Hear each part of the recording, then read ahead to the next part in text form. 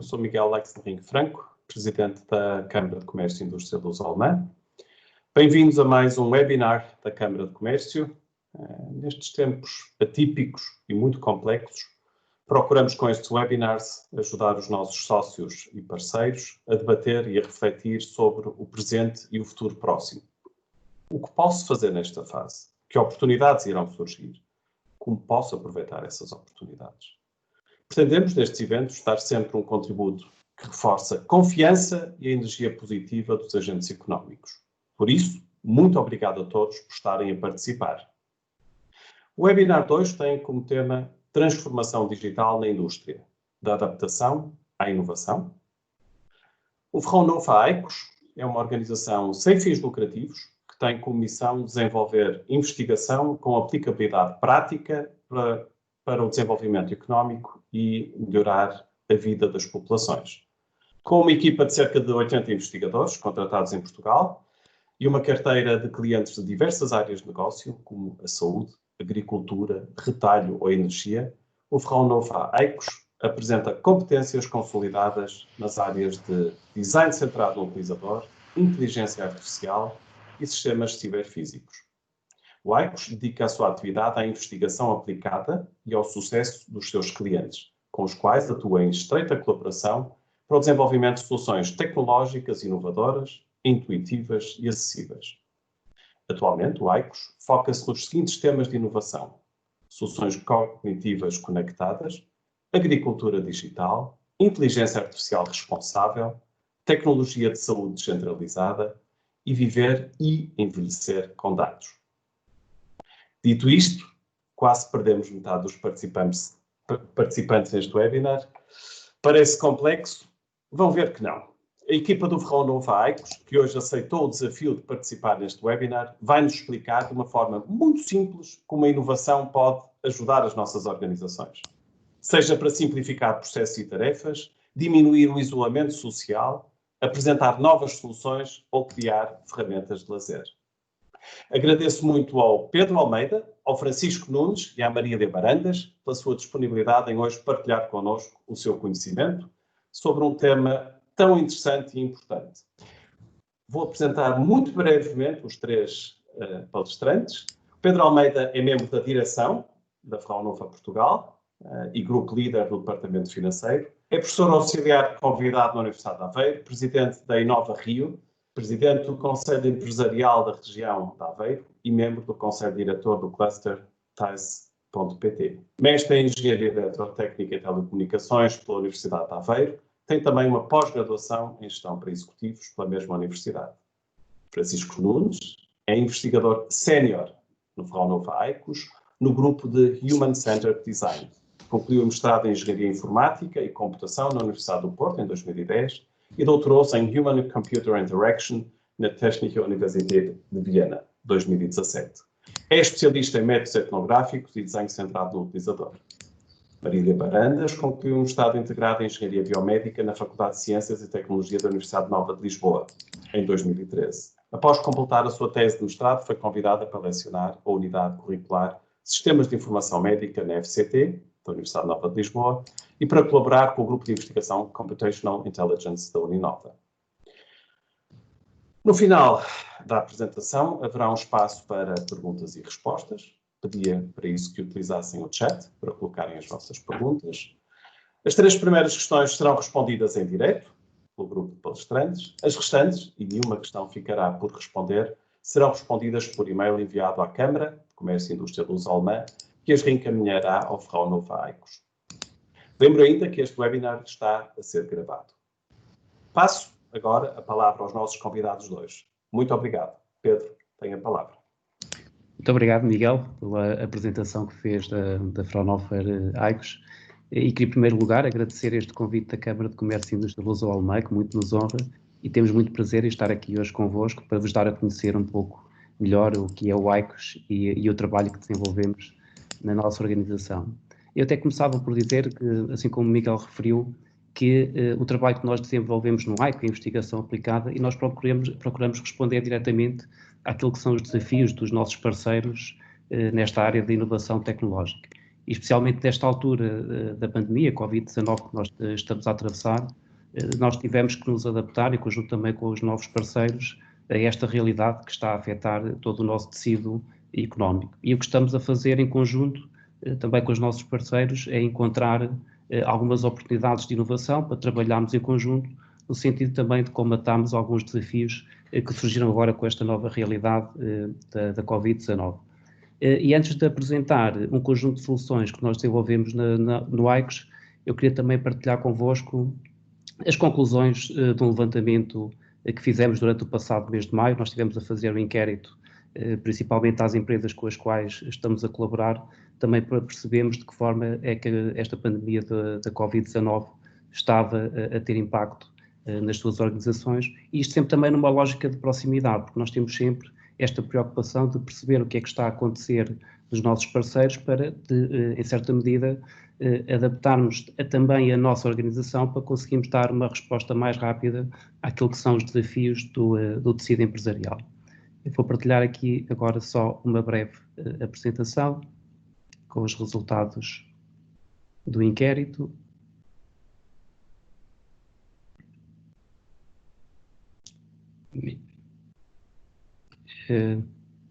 Penso que já estão a ver a apresentação? Sim. Sim. Muito bem. Então, essencialmente neste inquérito que nós fizemos foi um conjunto de 72 entrevistas e questionários a diferentes empresas de diferentes setores, e que podem ver também aqui neste slide e neste gráfico. Acabamos por ter uma participação maioritária de empresas do setor da tecnologia, eletrónica e telecomunicações, que acaba também por ser aquela área onde acabamos por ter uma maior colaboração com as empresas nacionais, mas de uma forma geral acabamos por ter respostas também dos outros setores, quer seja das áreas também das indústrias transformadoras, setor da saúde e também no setor do apoio social. E como seria também um pouco de esperar, é o resultado deste inquérito, o que mostra é que efetivamente esta pandemia da Covid-19 teve um impacto bastante profundo na atividade das empresas, quer seja por efeitos que levaram a um decréscimo generalizado das vendas, não é, das empresas, por causa de todo o contexto relacionado com a Covid e as medidas de confinamento que foram impostas também durante este período de 2-3 meses, quer seja também pelo impacto significativo que houve ao nível das operações e também ao nível dos recursos humanos, porque falou-se muito na disrupção das cadeias de abastecimento, também no problema das pessoas terem que ficarem em casa em regimes de teletrabalho, e teve que haver aqui efetivamente uma adaptação por parte das empresas para dar resposta a estes desafios que vieram com esta pandemia. Obviamente também que ainda é um pouco cedo para se perceber qual é o impacto total que esta pandemia teve no tecido económico e também quais são as alterações profundas que vão ter que ser feitas do ponto de vista estratégico, não só nas empresas a nível nacional, mas eu diria também até numa escala mais alargada, a nível europeu, efetivamente vão ter que ser feitas mudanças para nos adaptarmos e para estarmos mais bem preparados para o futuro. Houve um conjunto de prioridades que foram identificadas, como principalmente a parte financeira, de estabilizar cash flows, de aumentar as vendas, mas também há uma outra componente, que é a parte das operações e também esta parte de conseguirmos manter de alguma forma estas metodologias de trabalho, de teletrabalho, que, do meu ponto de vista, também vão ser necessárias para o futuro e, na prática, acabamos por ter aqui até uma oportunidade única para estarmos mais bem preparados para o futuro.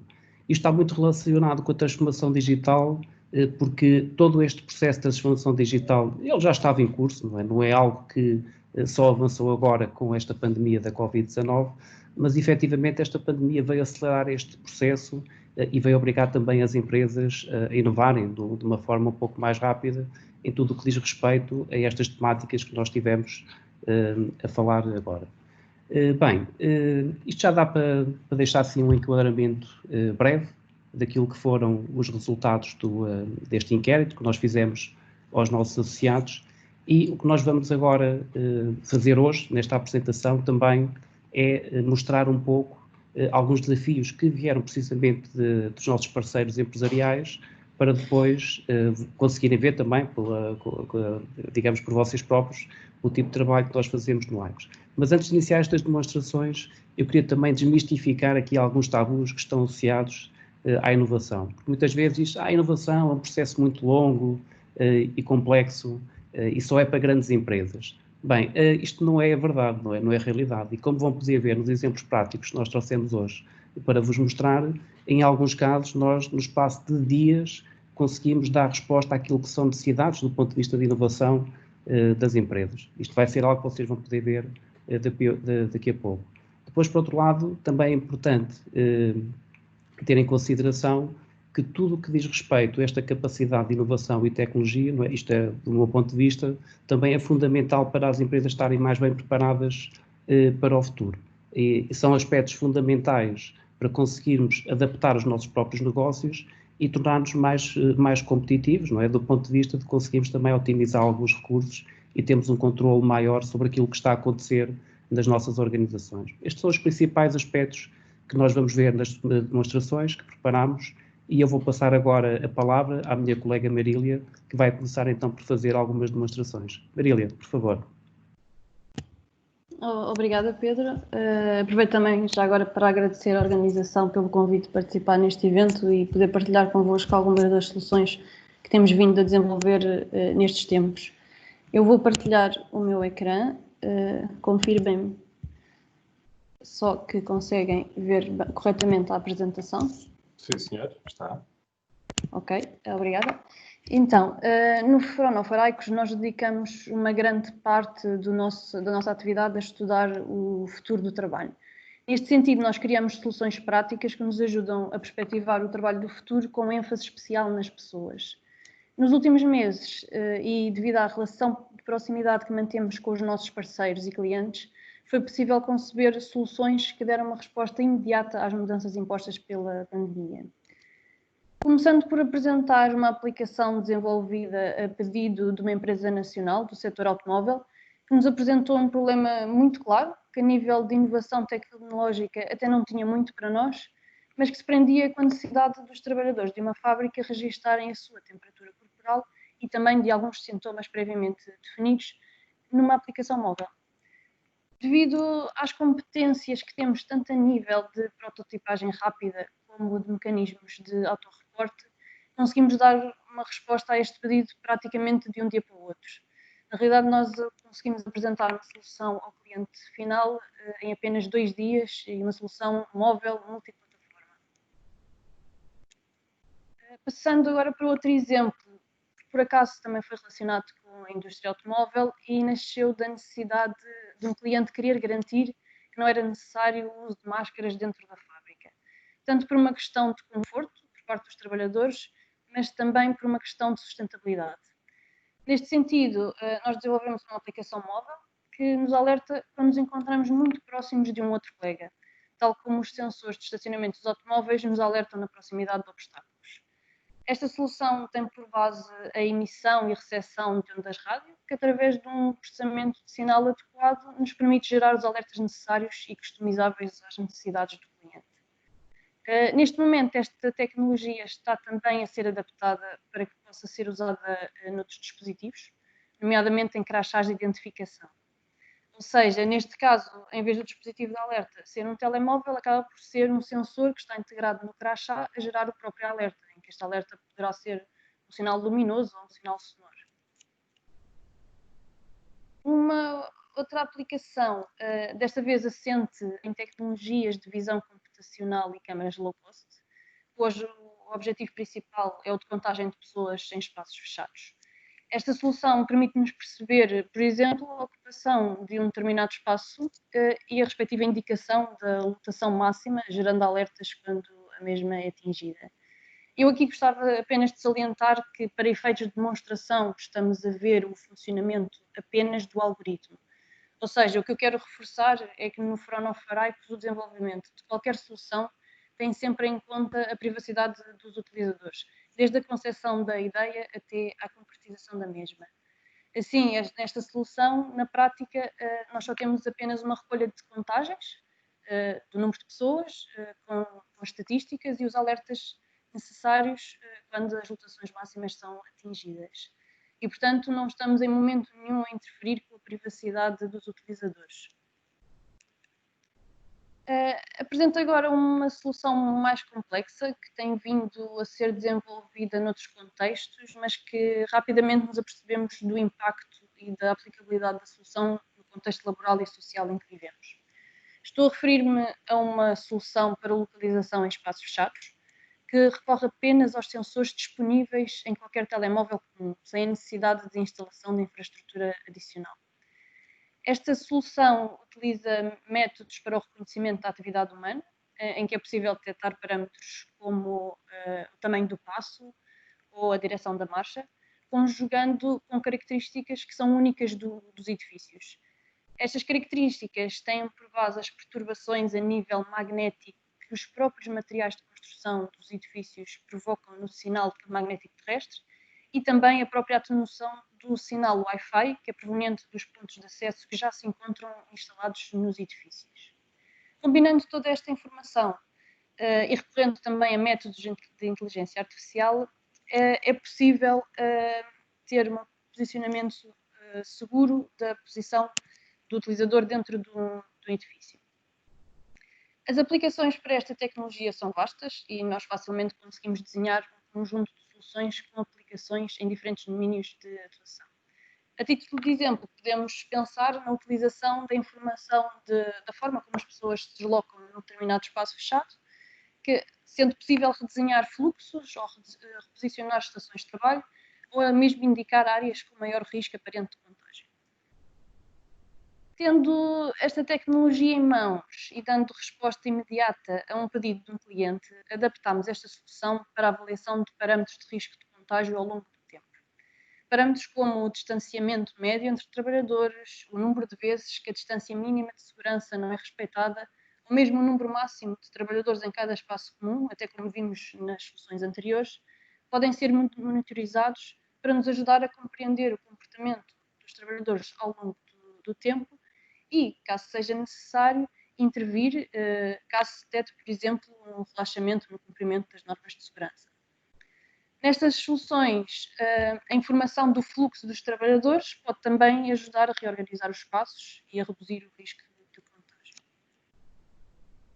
Adicionalmente, e em momentos mais críticos, em que um determinado trabalhador apresenta, por exemplo, um teste positivo para o Covid-19, é também possível alertar o conjunto de trabalhadores que tenham tido contacto com este trabalhador, quer a um nível mais direto, pela proximidade e o tempo que passaram com o trabalhador em causa, ou também a um nível mais indireto por terem partilhado o mesmo espaço físico, mesmo que não o tenham frequentado no mesmo período de tempo.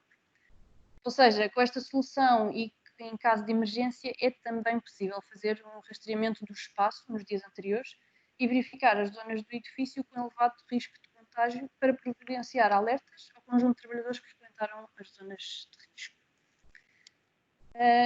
Assim termino a minha apresentação e refiro que estes são apenas alguns exemplos que nós desenvolvemos em poucas semanas, com base em tecnologias e competências que temos vindo a desenvolver ao longo dos anos, mas que nos permitem começar a perceber algumas das tecnologias e soluções que vão fazer parte dos espaços do trabalho do futuro. Muito obrigado, Marília, pela tua apresentação. Eu penso que, como podem ver, não é que por estes exemplos que a Marília esteve a apresentar agora, efetivamente há aqui muito conhecimento e existem aqui competências base em diferentes áreas, em diferentes valências. O Miguel falou há pouco na parte de inteligência artificial, o desenho centrado na pessoa, etc. Mas com base em tudo aquilo que é o histórico das tecnologias que já desenvolvemos no ICOS e também as competências que temos, é que nós conseguimos desta forma rápida construir aqui um conjunto de novas aplicações para responder a desafios concretos e por vezes é mesmo uma questão de dias, como a Marília referiu, não é? No caso da aplicação da temperatura, para conseguirmos, desde aquele momento que é o contacto do cliente, até conseguimos ter já uma solução implementada na fábrica ou numa empresa para dar resposta a uma necessidade específica. E estes acabam por ser aqueles projetos em que nós, com base nas competências que já temos, construímos uma solução tecnológica, diria sempre num curto espaço de tempo.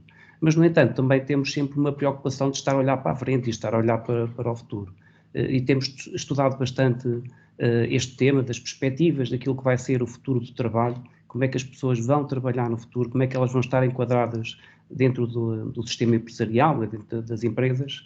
E dentro deste tema, o Francisco Nunes, peço desculpa, irá apresentar alguns dos tópicos que nós temos vindo a desenvolver, não só a nível nacional, mas também a nível internacional, porque fazemos parte de muitos consórcios europeus que estão a analisar este tema, não é? Que estão a trabalhar este tema.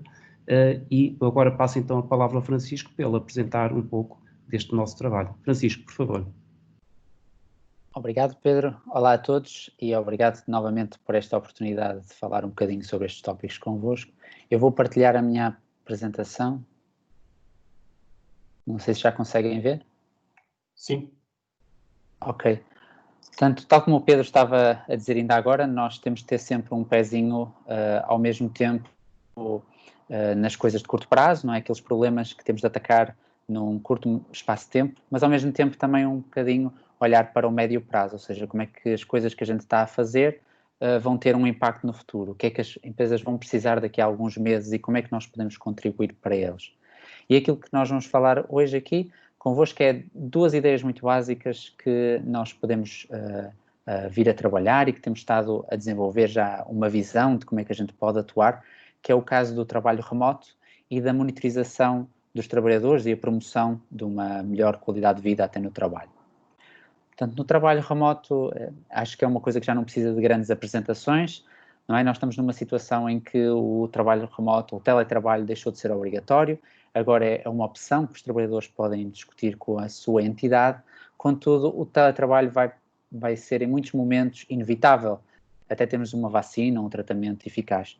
É das poucas formas que existe de lidar com os surtos, mas vai continuar a haver quarentena por causa de familiares que ficam doentes, de colegas do trabalho que ficam doentes e até por causa de algumas pessoas que podem sentir bastante força para trabalhar e vontade e até querer distrair a cabeça, mas que tenham de estar isoladas dos restantes trabalhadores pelo risco de os contagiarem, mesmo que estejam assintomáticos, não é? E ter boas formas de teletrabalho, boas formas de trabalho remoto, podem ser a única forma de voltar a atingir os níveis de produtividade que existiam antes do Covid, né? Porque nós, se não houver este replaneamento, há muitos locais de trabalho que não se comportam de forma ótima, não é?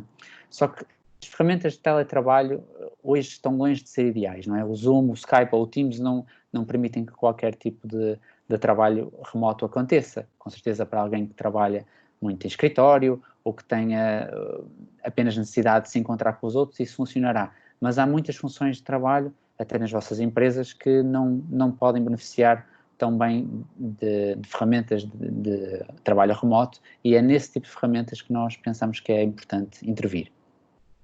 A visão que nós temos para esta área, ou seja, como é que o trabalho remoto pode ser integrado em muitas fábricas, tem a ver com uma tentativa de desmaterializar algumas partes, distribuir algumas partes do processo. Nós imaginamos que é possível termos células de produção que continuam na fábrica, não é? Maquinaria grande, pesada, que tem risco de operação, mas também que podemos ter algumas células de produção que sejam remotas, em espaços diferentes dos espaços naturais da produção ou até em casa dos trabalhadores.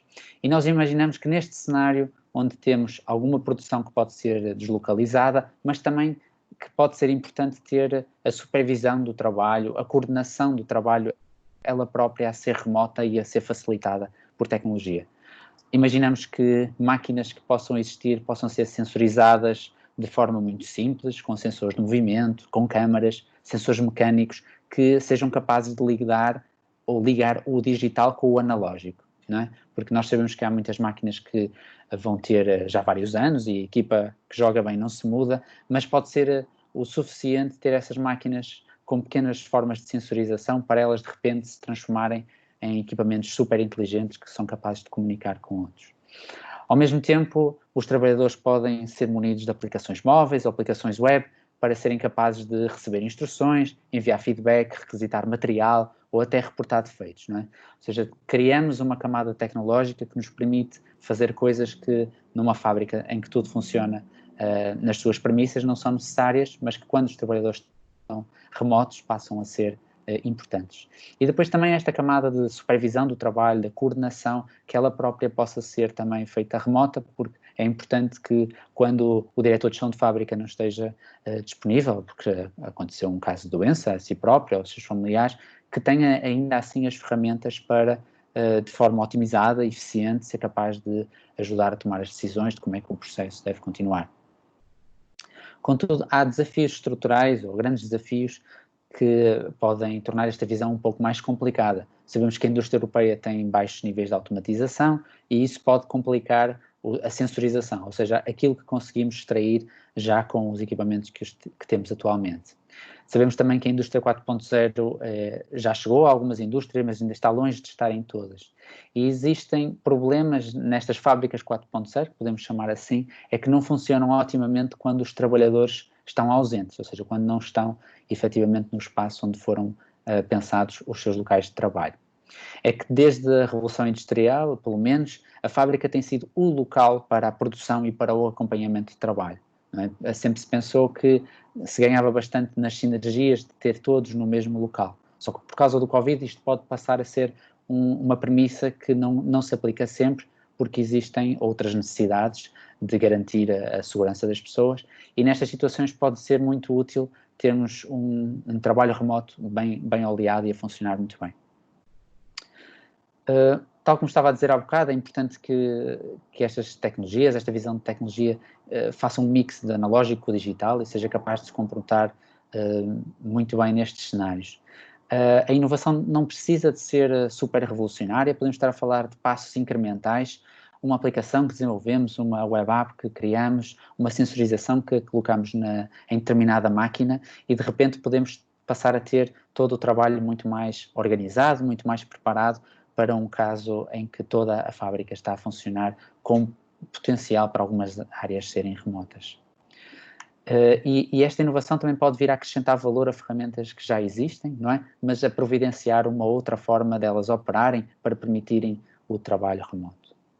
E nós vemos que esta questão do trabalho remoto não é necessariamente uma novidade, não é? Temos setores industriais em Portugal que já há muitos anos operam desta forma. Eu trouxe uma imagem da indústria da orivesaria, tradicional na minha terra, em que é muito comum ter pessoas a trabalharem em peças que não estão na oficina, não é? E que fazem esse trabalho remotamente, mas que depois o trazem, que é coordenado, a qualidade é avaliada centralmente, mas que permite que o trabalho daqueles ourives esteja a ser feito remotamente. E existem também outras indústrias, como o têxtil, a transformação do cortiço, a injeção de plásticos, onde temos uma tradição em Portugal de trabalho remoto. Só que se nós formos capazes de trazer algumas tecnologias para ajudar na coordenação e no acompanhamento da produção, nós podemos ainda promover mais este trabalho remoto nestes cenários.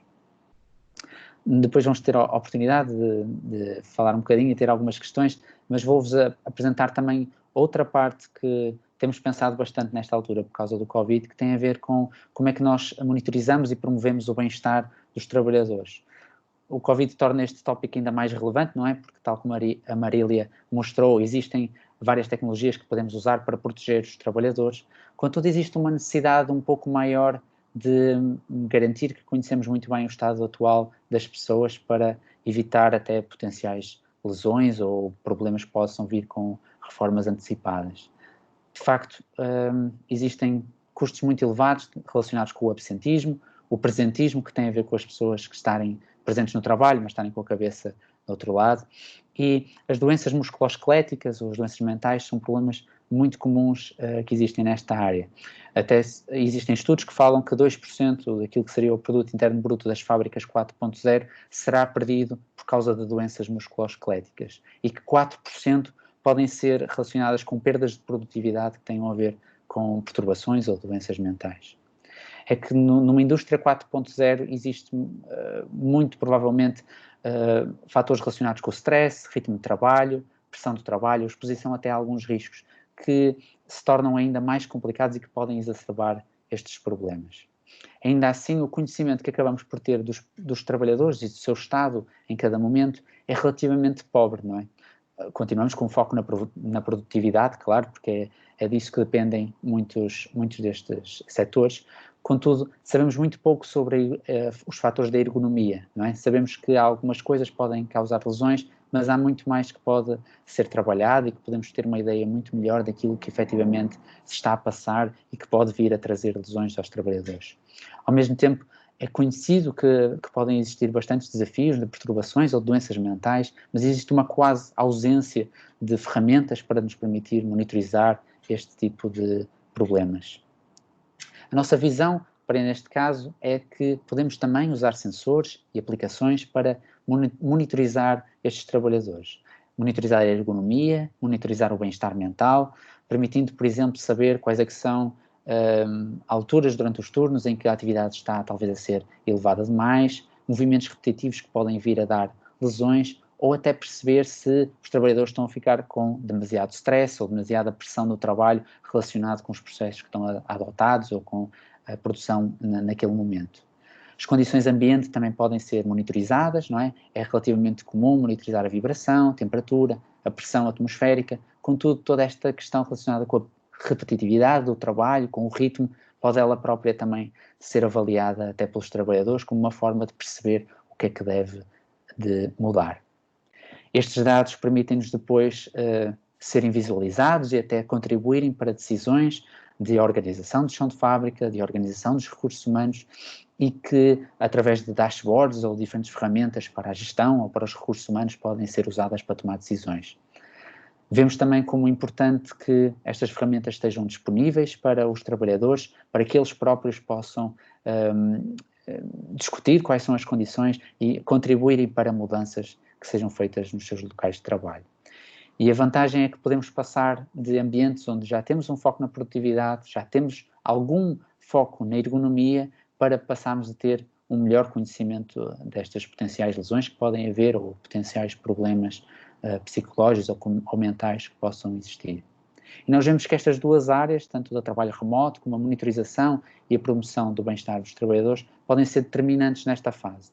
Aproveitando as motivações que o Covid nos dá para repensar um pouco as formas de trabalho, aproveitarmos para criar sistemas que sejam mais eficientes, que trabalhem mais, que sejam melhor resilientes para as diferentes situações e que estejam melhor adaptados aos trabalhadores para que eles próprios possam trabalhar durante mais tempo e com melhor satisfação. E pronto, era isso que gostava de apresentar. Obrigado. Muito obrigado, Francisco, pela tua apresentação.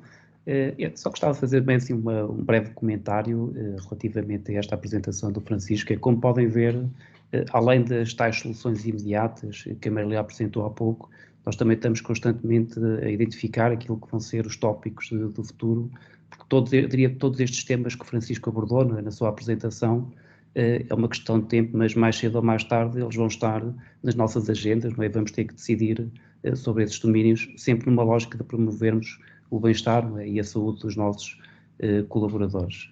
Bem, nós também temos aqui neste webinar hoje um espaço para questões, portanto eu convido também todos os participantes a colocarem as suas questões no chat, que está disponível aqui na plataforma do Teams, mas entretanto, como eu sei que normalmente há sempre aí alguma vergonha, não é, para vir a primeira pergunta, eu vou se calhar avançar aí com uma primeira pergunta até para a Marília, que é a seguinte. Marília, na tua opinião, de que forma é que estas tecnologias de localização dentro de edifícios podem permitir redesenhar alguns fluxos de trabalho dentro das empresas? Ok, então, como nós vimos há pouco pela minha apresentação, as tecnologias de localização indoor têm informação muito rica e nós sabendo a informação do fluxo do trabalho atual, quer ao longo do dia, ao longo da semana, ao longo dos meses, nós acabamos por conseguir perceber quais é que são as recorrências em cada espaço, conseguimos perceber se calhar os pontos críticos e com isso conseguimos redesenhar o fluxo de trabalho. E através de mecanismos de inteligência artificial e de otimização, que no fundo acabam por ser o nosso dia-a-dia no Fraunhofer Eicos, nós conseguimos facilmente aplicar os métodos e até chegar a soluções que sejam ótimas para o fluxo de trabalho daquele edifício em concreto e daqueles trabalhadores. Pedro, permita-me talvez, e na sequência disso que estava a dizer e também naquilo que disse logo inicialmente, isto não é só para empresas grandes, também para empresas pequenas, é algo que não é muito difícil de implementar e até relativamente rápido de implementar, Se eu quisesse implementar uma ferramenta como esta, que acabaram de demonstrar excelentemente, como é que eu devo proceder enquanto empresa? Imaginem que eu tenho, de facto, e tenho, objetivamente, esse problema na minha empresa. O que é que eu tenho que fazer? Como é que eu vos posso abordar? Que informação é que precisam? E quanto tempo é que isso demoraria a ser implementado? Certo, Miguel. É uma boa pergunta, efetivamente, e a resposta até acaba por ser muito simples. Pronto, o primeiro passo é sempre entrar em contacto com o ICOS, para nós conseguirmos depois estabelecer aqui uma ligação com a empresa. Temos todos os meios de comunicação normais, não é? Pode ser por e-mail, pode ser por telefone. Esse primeiro contacto é a forma das empresas chegarem até nós para depois começarmos então a interagir com as empresas. Depois nós temos um departamento de New Business Development, que acaba por ser a nossa equipa, a nossa primeira linha, que está em contacto permanente com as empresas, e o que esta equipa vai fazer, que é uma equipa que neste momento até é liderada por um colega nosso, pelo Manuel Monteiro, é estabelecer depois o contacto com a empresa no sentido de nós agendarmos uma visita e uma primeira reunião, não é, com a equipa da empresa, para em conjunto podermos analisar qual é o problema, não é, qual é o desafio que temos em mãos. Não é? Este acaba por ser sempre o primeiro passo.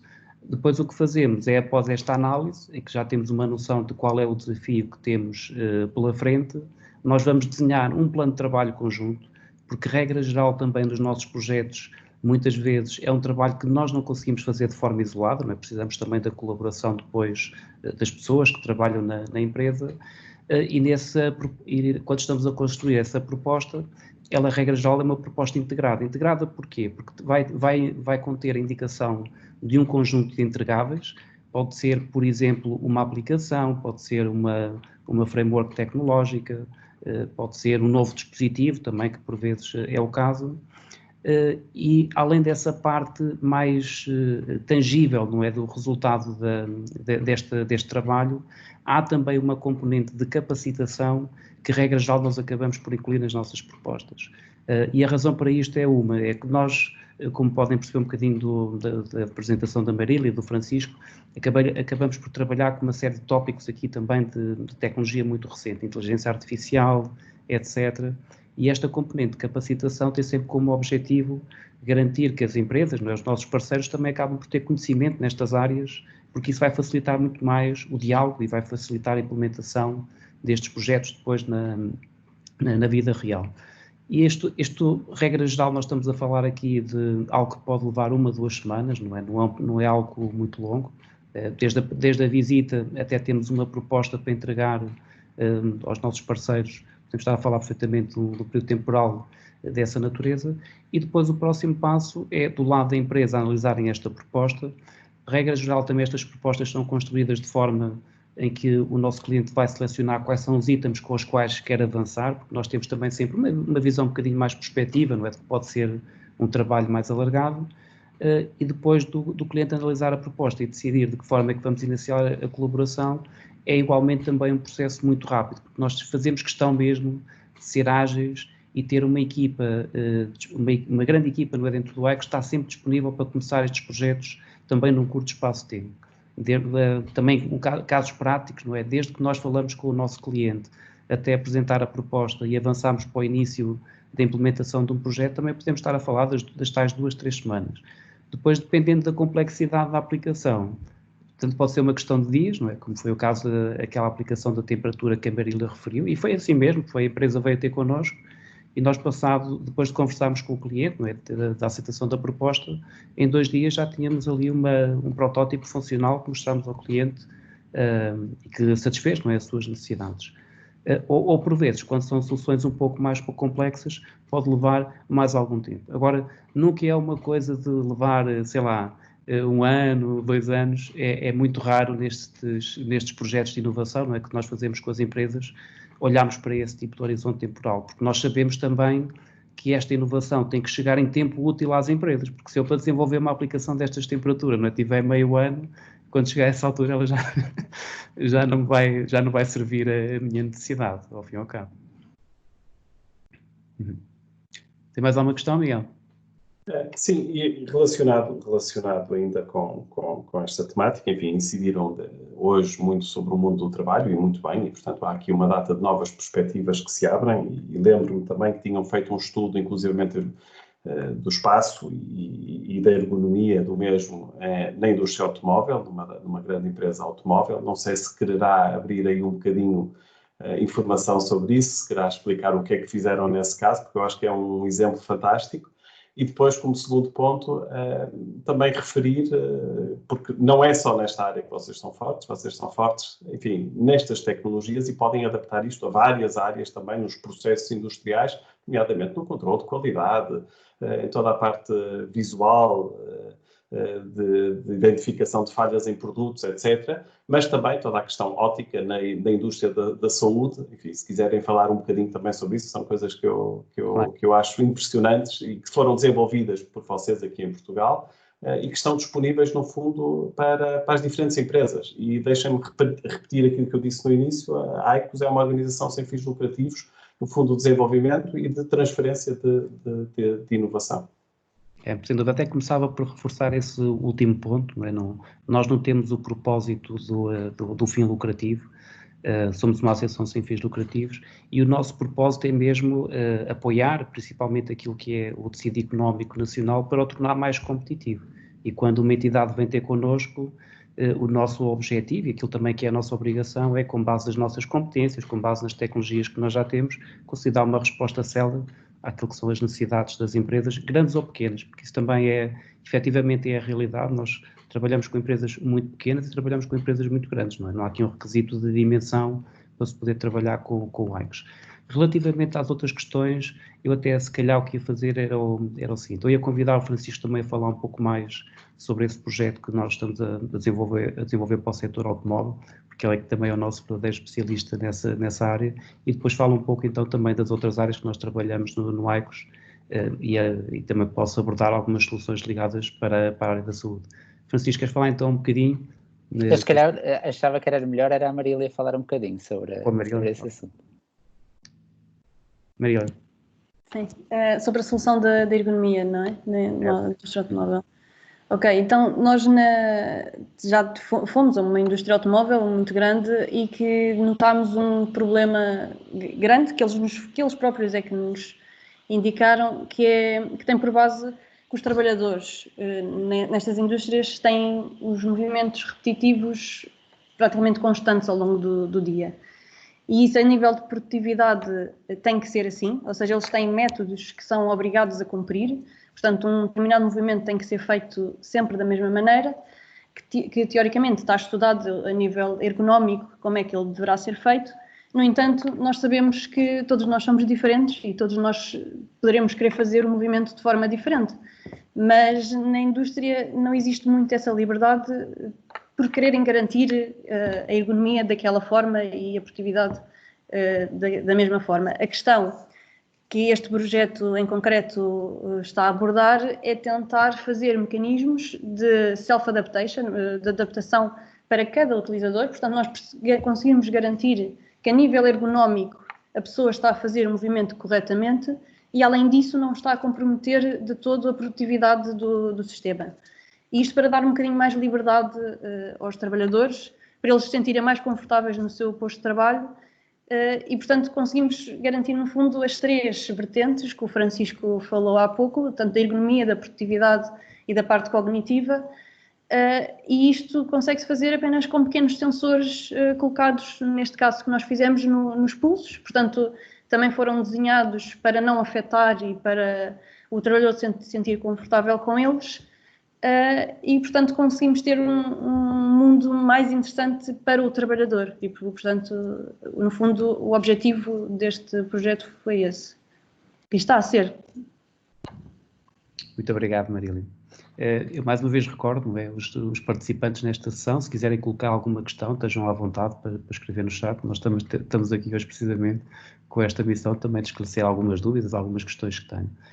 Falando agora um pouco do outro projeto que o Miguel referiu, relacionado com a parte da qualidade, nós estivemos a fazer um projeto com uma empresa, neste caso era na Ática, na parte do setor da produção de elementos para a indústria da óptica, e na linha de produção eles tinham, digamos, têm ali uma particularidade é que é um processo de fabrico onde existem sempre falhas, ok? Não, é impossível ter um processo de fabrico que garanta um índice de qualidade no final não é de 100%. E dependendo do tipo de produto que está a ser colocado em linha, não é, para ser fabricado, e das máquinas que vão ser utilizadas nessas linhas, há depois um conjunto de probabilidades de falha, porque os erros são identificados na linha, dependendo do tipo de produto e quais são os equipamentos também que estão a ser utilizados. E o trabalho que nós tivemos a desenvolver em conjunto com esta empresa, mais uma vez, isto para reforçar aquele ponto que eu mencionei já atrás, que isto, a maior parte das vezes é um processo colaborativo, não é? Não são técnicos ou investigadores da Fraunhofer que vão à empresa e resolvem os problemas de uma forma autónoma. Nós trabalhamos em conjunto com as próprias equipas da empresa para conseguirmos também em conjunto depois desenvolver soluções que trazem o tal vantagem, o tal valor acrescentado para a empresa.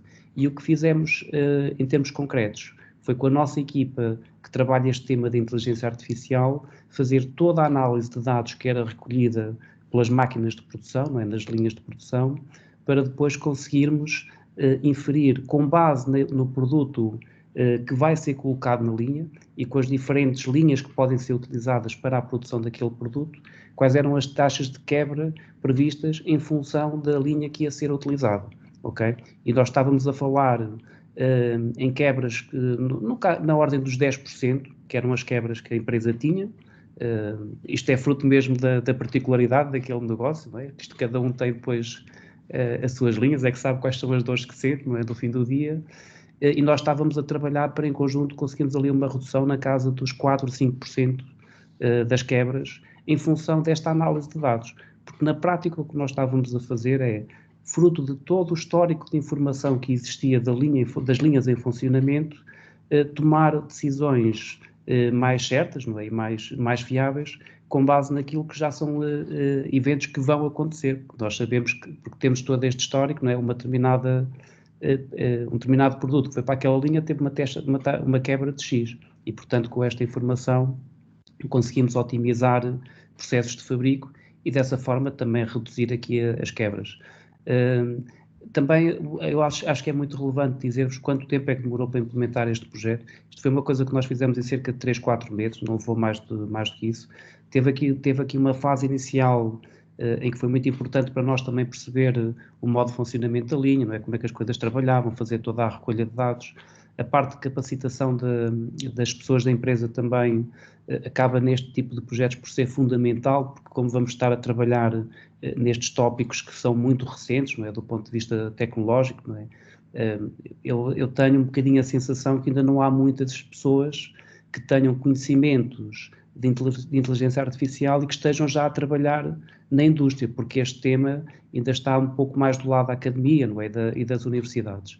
Mas eu diria que, inevitavelmente, mais uma vez também é uma questão de tempo, até nós temos a necessidade de que os nossos próprios colaboradores também tenham este conhecimento para que eles possam depois dialogar em conjunto com instituições como o AICOS, porque não estou a ver depois também esses colaboradores das empresas a fazer um trabalho só de inteligência artificial, não é? Não faz sentido, mas é mais para conseguirmos criar aqui o tal ambiente de comunicação, que é para, quando estamos a falar numa linguagem mais técnica, haver um entendimento perfeito entre aquilo que as nossas equipas estão a dizer e aquilo que as equipas do nosso parceiro estão a interpretar, que é para não haver aqui depois, eventualmente, alguns temas que não sejam bem compreendidos. E este é o tal exemplo da área da qualidade. Do ponto de vista do setor da saúde, nós também temos estado envolvidos em vários projetos e estivemos até recentemente também a trabalhar, nesse caso era com uma empresa internacional de Singapura, que tinha também um desafio muito concreto. Eles já tinham um dispositivo médico no mercado que era utilizado na área da oftalmologia, e tiveram conhecimento de um dispositivo que nós tínhamos desenvolvido no AICOS, precisamente para a mesma área.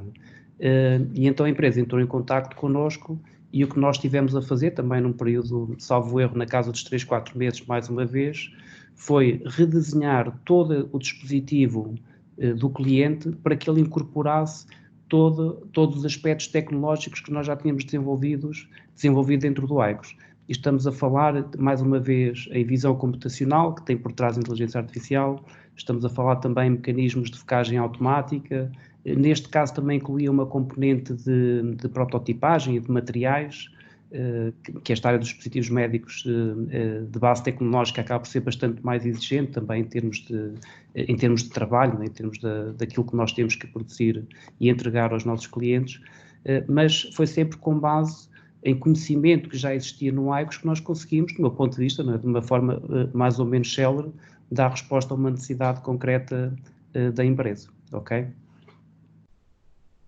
Miguel, não sei se tem mais alguma questão. Não, eu da minha parte não.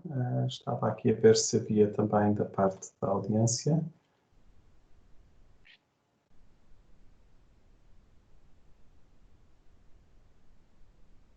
Não sei se alguém quer colocar alguma questão. Temos ainda 5 minutos.